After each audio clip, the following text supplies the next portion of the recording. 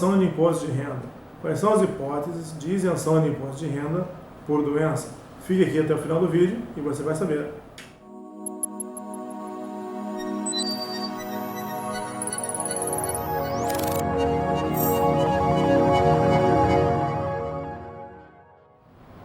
Olá, bem-vindos de volta. Antes de mais nada, inscreva-se no canal, ative as notificações e deixe seu like, que ele é muito importante para que o canal continue crescendo.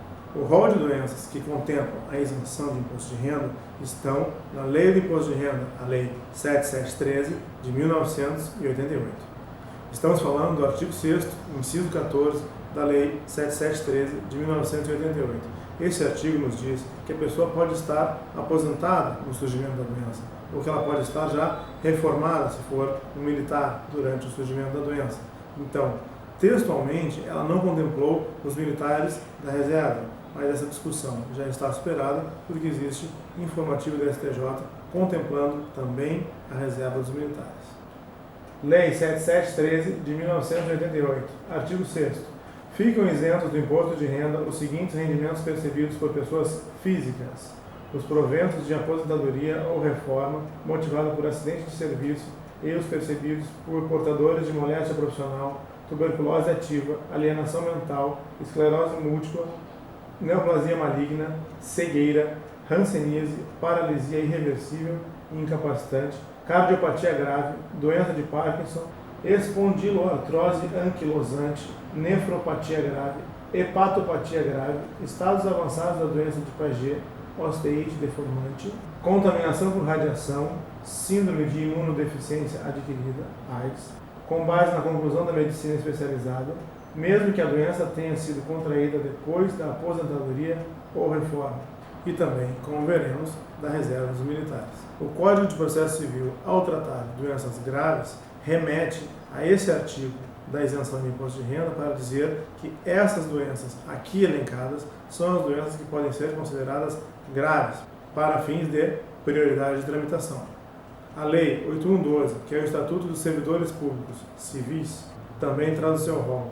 O Estatuto dos Militares, Lei 6880 de 1980, também traz o seu rol de doenças graves. A Lei 9.225 de 1995 incluiu algumas doenças no rol e trouxe novas disposições. Uma delas é a obrigatoriedade de laudo feito por médico oficial. Esse laudo ainda deve ter um prazo de validade, um prazo para reavaliação. A Receita Federal disciplina isso internamente por uma instrução normativa de número 1500 de 2014. Essa instrução sofreu recentes alterações pela instrução 1869 de 2019.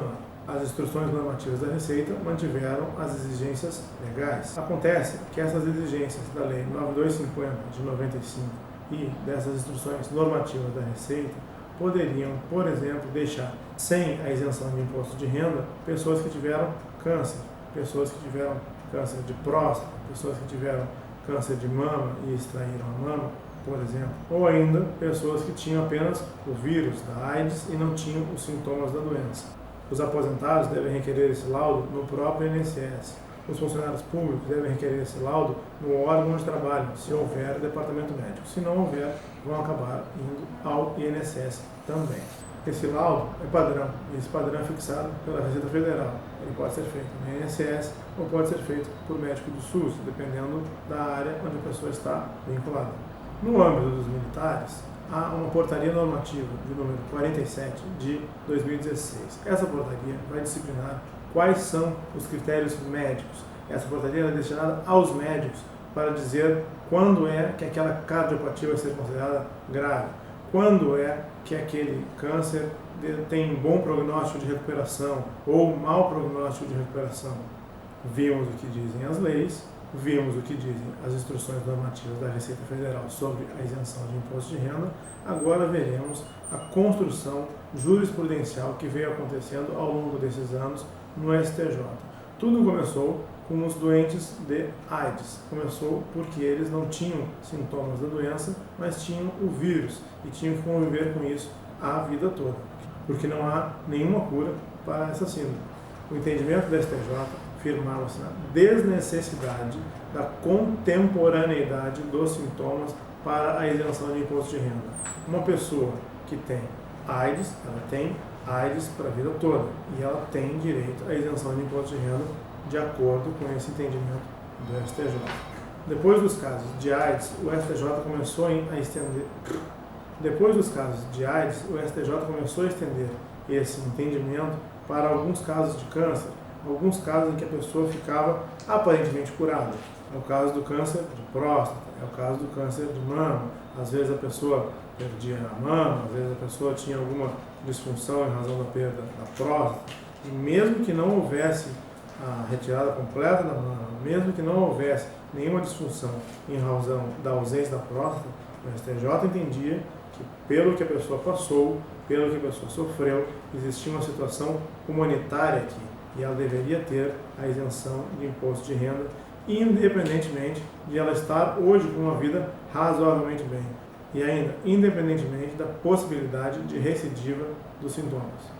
Esse entendimento foi sendo ampliado, esse entendimento foi objeto de recursos repetitivos no próprio STJ, até que em dezembro do ano passado, em dezembro de 2018, ele foi cristalizado na súmula 627, que ampliou para todo o rol do artigo 6º, inciso 14, da Lei 7713 de 1988, a desnecessidade da contemporaneidade dos sintomas para a isenção do imposto de renda. Súmula 627, de dezembro de 2018, do STJ.